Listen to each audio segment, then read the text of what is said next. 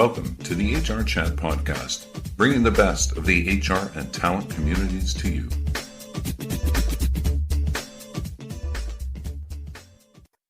Welcome to another episode of the HRchat show. I'm your host today, Bill Banham. And in this episode, we're going to hear from the awesome, wonderful, fabulous, fantastic Stephen Shedletzky, founder, speaker, coach with Shed Inspires. Stephen has also worked as one of the inspiring igniters over at Simon Sinek's Start With Why team. Stephen engages with people in meaningful ways so that we can all connect with depth and live in a more fulfilled world. And I've been lucky to have Shed on the show. Shed, that's what people call him if they know him well. So I'm going to call him Shed today. I've been lucky enough to have Shed on the show before, and he was hugely popular. And you're out there, you loved him. In fact, to date, that it's the most popular episode that I've done is one that was with Stephen. So it was about time that we got him back on in 2022 to share more about what's going on in his world, and also to talk about his first book that's not going to come out just yet. It's coming out next year, but it sounds pretty exciting. So we're going to really delve into some of the lessons that Stephen's hoping to share in that book. Stephen, Shed, how are you? Nice to have you back on the show. Thanks, Bill. It can only go downhill from here after that very promising introduction, but delighted to be with you. I think it's December 732, 2020 is at least what it feels like to me. So we are going to forgo the usual first question, the get to know you question, because I feel like our listeners have gotten to know you in the past, and we're going to jump straight in instead, Shed. Let's do it. Let's do it. Let's talk about your planned debut book, your foray into becoming a published and well-respected author. So tell me about the inspiration behind it before we get into any of the topics. Let's start with just what's the inspiration behind it. Sure. Yeah. Maybe published. Let's talk about that. So, I mean, there's a great quote, which is necessity is the mother of invention. And this sort of idea to write about what I call speak up culture came from personal experience over the years in my career and life. Quite frankly, it actually started, Bill, I'm a big believer that our strengths as adults are often rooted from what we've had to overcome as kids and adolescents. So I grew up with a stutter. I grew up with a speech impediment, and it was very hard for me to garner the confidence to speak up. And now I'm kind of obsessed with it. Both how leaders and organizations create cultures where it's safe and rewarded to speak up. And indeed, I love helping leaders and individuals get clear on their ideas and feelings and share them in a way that moves others. So that's kind of the impetus for the work. And I started doing more and more speaking and facilitating on my own. And, some friends would contact me, and I'd do a couple conferences here and there. And as I sort of delve out and do some of my own content, I remember, distinctively this past summer, June or July, I was getting set to do a conference later in the year, about October of 2021. And then I got, the email, which I'm sure you've sent out many times and received many times, of, so what are you going to talk about during the conference? And I went, oh, I got to figure that out. And that's sort of when the ideas began to mature of creating this body of work called Speak Up Culture.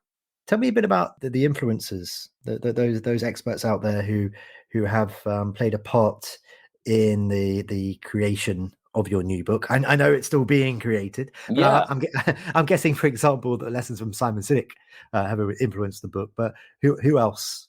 Who else are big thinkers for you? Yes, and the book outline is done right now. So at least I have more than just a title and an idea. I actually have 13 chapters fleshed out, which is an awesome feeling. So I first learned about a body of work called psychological safety from Adam Grant. Adam Grant wrote about psychological safety in his book Give and Take. And a colleague of his, Amy Edmondson, is what I describe as the founding mother of psychological safety. Simon Sinek did write about psychological safety in Amy Edmondson's work in his book Leaders Eat Last, and Simon coined it a circle of safety. And a circle of safety is interesting, but sometimes, particularly in our very virtual first world right now, sometimes relationships and organizational cultures aren't as clean as a circle. And so I do love this notion of psychological safety. What psychological safety means is we feel that we are safe enough, not without fear, because I don't believe in fearless. Anyone who says, our fearless leader, I've never met one. There's no such thing.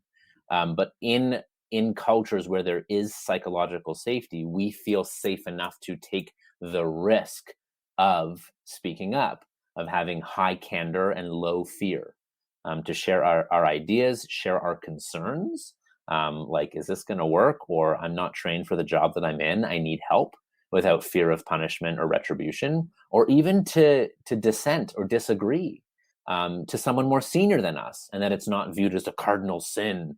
How dare you challenge leader? That it's met with curiosity. This is part of what it means to be in any healthy relationship. A healthy relationship is not one void of tension or conflict.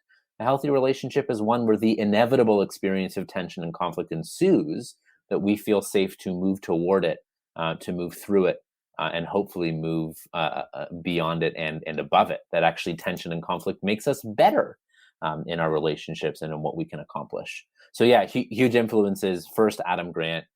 Second, Amy Edmondson. And of course, Simon's work as well. We'll be right back to this conversation after this very brief message from today's sponsoring partner. The Jovio data-driven recruitment advertising platform enables businesses to buy, manage and track recruitment media, including job sites, social and search marketplaces, and the whole World Wide Web, to attract and hire the most relevant applicants on time and within budget. The Jovio platform uses advanced data science and machine learning to dynamically manage and optimize talent sourcing and applications across all online channels, while providing real-time insights at every step of the job seeker journey, from click to hire. For more information, visit jovio.com.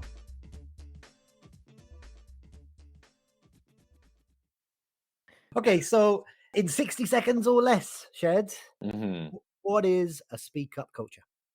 The speak-up culture is one where the input of a speak-up culture is psychological safety. The output is a speak-up culture. A speak-up culture is one in which it is encouraged and rewarded to speak up, share our ideas, our concerns, and even our disagreements. If you do not have a speak-up culture, people are repeatedly ignored or punished for speaking up, which means that you will bring to life the Andy Stanley quote, that leaders who do not listen will eventually be surrounded by people who have nothing to say. And that silence or nodding heads is not consensus. It's actually a big issue, because if we aren't hearing the voice of our people, our employees, our customers, our teammates, it'll lead eventually to missed opportunities for sure, potentially failure or even disaster, in the case of the NASA Challenger or the Boeing 737 MAX 8 disaster, where people died because there was not a safe speak-up culture. Yes, listeners, and actually there is an episode dedicated to the NASA Challenger disaster on the HRchat pod, so please do check that one out. I always like to plug other episodes. Right, I'd love for you now to maybe point to an organization or two that you feel is getting it right, Stephen, in terms of having a speak-up culture, an environment where employees feel like they can share their voice. Yeah, I'm very hesitant to make a sweeping generalization of an organization, because I don't evaluate organizations or companies, I evaluate leaders. And so there are pockets of some organizations where there's great psychological safety and speak up culture, and there's some where there aren't. And so, I don't have, Bill, like one perfect poster, like Uber or Airbnb, like I can't point to one right now. As my research continues, I'd be delighted to update you if there's one that I can. But I will say that I had an experience earlier in 2021, around this time of year last year, where I joined a team. They happened to be in pharmaceutical sales. They were based out of Latin America. And I was doing a virtual event, it was on MS Teams or something. And there was about 100 people from this sales organization who joined, and I put them into a breakout. And in the breakout room, I asked them to describe stories that made them feel proud to be part of this team and to be a part of the organization. And when we came back from the 20-minute or so breakout, I asked for volunteers to debrief and, share their experiences from their breakout room. And this one woman, she was, middle-aged, like very quickly raised her hand, and she was obviously emotional. I mean, she was in tears. And she said, I have to talk about our country leader who was on the call. The country leader wasn't in her breakout room with her. But she said, somewhat, within the first 6 months or so of the pandemic, she was struggling hard. She was a single mother of 2 kids. Her work performance and results weren't good. It was not only was it a pandemic out in the field, it was of course a pandemic in her home as well. And so she got on for her biannual meeting with country leader, someone that they called jefe, big boss, male, big person, I could see jolly, but potentially intimidating. And she was nervous. She thought she was going to lose her job because of her results were so poor, and she didn't have much of a plan. And so she spent a lot of time, she made a PowerPoint presentation with, sharing how she's going to get out of this mess. And she hops on to her meeting with her boss, probably her boss's boss, quite frankly. And she shared her screen and started going through a presentation. And the big cheese said, "What are you doing?" And she said, "I have a presentation I want to run you through." And he said, "Turn it off." He said, if we were doing this in person, like we were supposed to do, if it weren't for this pandemic, we'd be in the car together, we'd be out in the field, we'd be chatting, we'd be having lunch, we'd be having coffee. Like, forget the PowerPoint right now. How are you? You're a single mother through a pandemic. I don't care about your results. I care about you. And when I care about you, we'll figure out those results. And there was just a huge sigh of relief. She came clean with how she was struggling, and it totally transformed that meeting. And after they had a chance to actually chat, for however long it was, maybe it was 30 minutes, maybe it was less, maybe it was more.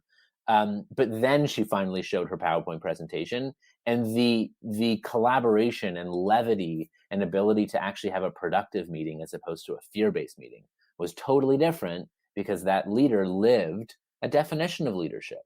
I've heard a definition of leadership as a leader asking someone how they're doing and genuinely caring to hear the answer. So that's one example, Bill, of what it looks like to actually have a speak up culture. Now then, I want to get into some of the lessons from your book. 5 lessons actually, but given the length of time that we have, given the length of this podcast, I'm going to challenge you again to summarize each of these points, each of these learning outcomes from your book in 60 seconds or less. Okay, so we're gonna shoot through these one by one. I'm going to fire it at you, and then you're going to give me this beautiful beautiful but quick answer as to what it means and why it matters. So you're saying, Bill, bottom line it, is that right? And let's see. Exactly. I don't even know if I have 5 yet, but let's see how we fare. We're going to do some truth quicker. Okay, here we go. First one, understanding the definition and importance of psychological safety in the workplace and beyond, and why speak up cultures are good for people and good for businesses. I think you've probably covered most of this already, but if you'd like to add anything, you've got 60 seconds. There's a quote, I'll take less. There's a quote from Admiral Bill McRaven, which says, "Bad news never gets better with time." And so I think a huge part of psychological safety, it's not the absence of errors, it's the free willingness to speak about stuff that doesn't go well, because on the other side, we know is improvement. That's what you have when you have psychological safety in a speak up culture. Excellent. Next is discover the 2 components of a speak up culture: encourage and reward. Go. Yes, I view speak up culture as if you're going into a wrestling ring. Meaning, there's many times in my career when I've spoken up, and there are times in my career where I've chosen not to. And the difference between doing it and not is, do I feel that it will actually lead to a positive change or improvement? And so I view it like a wrestling ring, because it's not without fear. Every time I've spoken up, it's like, should I do it? Should I do it? I'm doing it. and I open up those ropes and I go into the ring and the spotlight's on me, whether it's in a group or even a one-on-one conversation. And I speak up because I feel that it will be rewarded. I'm encouraged that the behavior will actually be seen as helpful. And then here's the wonderful thing. If I do step in and speak up and then it is rewarded, which doesn't mean I'm made right, it means that my opinion matters, that ripples into the culture and other people see it and other people are more likely to speak up as well, inclusive of my report, to say, hey, you should speak up. It's worth it. It went well for me. I can coach you. I can help you. You should do it. Okay, we are flying through these. Next is learn and practice tactical and proven methods to listen to your people and cultivate a feedback-rich speak-up culture. So I'd love for you to tell me more about this one, Stephen, but also, maybe in the book you point to some technology, some tools, as well as tactics as to how people can get to this one. Yeah, so I mean, there's lots of tools out there right now around employee voice, employee pulse that are quite powerful, and there's lots of them. So you can actually have technology that supports that it's not just only reliant upon the door to my office is always open, which is passive leadership. But we need to have these hard, truthful conversations of candor with care, or radical candor, as Kim Scott has called it, challenge directly and care personally. But there are tools out there, like Loop In is a new one out of the UK. There's Culture Amp, and there's all these tools out there that make employee voice more clear and more loud. And then we can't just stop at the tools. We actually have to go have the hard conversations. The other thing I'll point to, Bill, is the difference between a skill and an attribute. This has worked for my friend Rich Davini, who's a retired US Navy SEAL. He wrote the book, The Attributes. A skill is something that you can teach or learn. An attribute is more inherent to our nature. So you can actually teach people how to be better listeners. It's a skill, but you can't teach someone compassion. Someone has to want to go on the hero's journey to become more compassionate, to see the merit of compassion, and then work on that, put themselves in experiences where their compassion muscle grows. So yeah, those are just a couple of things. And a big part of a speak up culture is having healthy feedback conversations, both positive feedback and of course constructive as well. And that feedback isn't fact, it's opinion. Continuing through, another lesson and another learning outcome from the book is exploring the destructive impact of toxic positivity. Toxic positivity, I like that, and gaslighting on people, teams, and cultures. Can you offer any stats to demonstrate what toxicity can do to employee happiness and engagement and retention? And maybe if there are no stats, perhaps sort of put it in the context of the Great Resignation. If you've got a toxic workplace, a toxic work culture, yeah, I'm guessing you're going to leave, right? And leaders and retention rates are going to be very low. Yes. So toxic positivity are two fun words put together, but I guarantee you it is not fun. I mean, toxic positivity, and Susan David in her work has done quite a bit on this. She's the author of Emotional Agility. Toxic positivity is when it's a good vibes only approach. We can only talk about the future and we can only talk about good things, which denies people the experience of having sadness, anger, grief, frustration, of which are all human emotions and all happen. Susan David has done a great job in her work to help us realize that our emotions aren't our identity. Our emotions are data. Gaslighting is an extreme where, whether it's advertent or not, typically to keep control or power, leaders will essentially deny people of their experience and emotions, which is, if someone on a team says, hey, leader, I feel this way. And the leader essentially goes, no, you don't, which is denying someone of their human experience. That's gaslighting and it's manipulative. But I think a nice thing to explore here is what I'm putting together as a culture equation in the book. My equation for culture is culture equals, in brackets, values multiplied by behavior, and both of those are influence multiplied by power. Power is my friend Tiziana, I always butcher her last name, Casciario. She wrote a book called Power for All, which is brilliant. She defines power as having possession over valued resources. And so culture equals values multiplied by behavior. Values are what we care most about and how we should behave, but we cannot see someone's values. We can only see their behavior. And so if you have a culture that is void of values, good luck. If you have a culture that has values, but then people don't live them, and particularly people with more power don't live them, good luck as well. Because anything multiplied by 0 is 0, and anything multiplied by a negative is a negative. So even if you have values but don't live them, as an example, see Enron and the great accounting scandal that they had values. They were communication, excellence, which is a meaningless value, integrity and respect, I believe, were their top 4 values, and they didn't live them. And so culture equals values multiplied by behavior, and it's influenced by power. So if you don't live the values you espouse, you have a toxic or deleterious culture, which means that your people's day gets worse when they put their feet on the floor, when they wake up in the morning and get out of their beds. So yeah, that's what's possible when you don't live these ideas, is people actually have a negative experience. And of course, I mean, there's the great resignation, which I think people are resigning in droves, more as a protest to poor work conditions and poor pay. There's a great talent swap and shuffle, and also poor culture. I think in typical knowledge economy, it's the great talent shuffle, which is people are switching jobs where there's greater flexibility. They're willing to take pay cuts, and if the culture is healthy as well. So longer than 60 seconds, Bill, on that one. Sorry. Way longer, but you did use the word deleterious. Is that And that's the word of the day, ladies and gentlemen. What do I win? What do I win? Yeah. Fantastic. But it does mean you only get 30 seconds to answer the final learning outcome and tell us about that one. So in 30 seconds, okay, before we look to wrap up today, tell us a bit about unpacking leaders' responsibility and advantage in building a speak-up culture. Well, it simply means that when you do have a speak-up culture, you gain from the perspective and the voice of your people. And let's face it, the more senior you are in an organization, the further away you are from the truth. Look no further to the great work from David Marquet in his book, Turn the Ship Around, that those with power have the authority, but those who are more junior in the organization, who are typically closer to the customer, the end user, have greater information.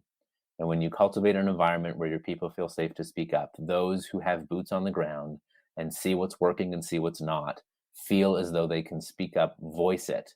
And then those with power can help support them to make the decisions that end up benefiting the team and end up benefiting the end user or the customer. Wicked awesome, as the cool kids say. And just finally for today, Stephen, how can our listeners learn more? How can they connect with you? Oh, and by the way, maybe as part of your final remarks here, we have had interest from the team led by Corey Chadwick over at the Mental Gym, which I understand you're a strategic advisor at, and they've been interested in the past on being featured here and elsewhere. So maybe as part of your answer in terms of learning more, you can also point people towards the Mental Gym and how folk can find out about that too. Yeah, I mean, Corey's a great friend, and I've supported him as an advisor to build the community that he's building. So check out Corey and the Mental Gym, something that I'm aligned with and believe in heavily. And yeah, I mean, for me personally, my new website, shedinspires.com, should be up hopefully by the time this podcast comes out. If not, visit it as often as you like until there's actually some information there. But for the time being, Bill, I think I'm the only Stephen Shedletzky in the world. So all you many Shedletzkys out there, please do not name anyone Stephen. And I'm most active on LinkedIn. So people are very free to reach out or connect or give a follow there. Excellent. Well, you're certainly the only Stephen Shedletzky in my heart. For now. For now. You never know. For now. Stephen, that just leads me to say for today, thank you so much for joining me on this episode of the HR Chat Show. Always a pleasure, Bill. I hope it's helpful for the listeners. Me too. I don't think it was deleterious at all. I think it was very constructive, and hopefully people learn lots of awesome things today. So listeners, that just leaves me to say for this particular episode, thank you very much for listening, and as always, happy working. Thank you for listening to the HR Chat podcast, brought to you by the HR Gazette.